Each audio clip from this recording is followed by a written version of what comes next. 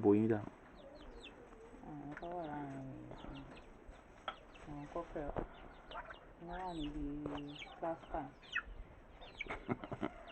Because I shot camera. I'm a shot me low jail.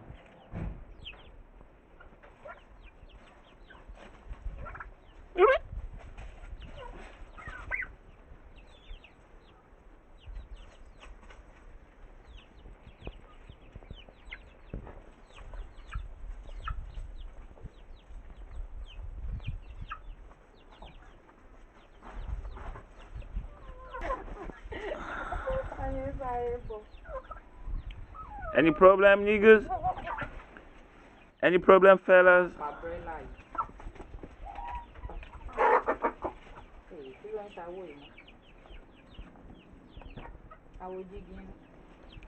Head farmer. Face. That's farmer.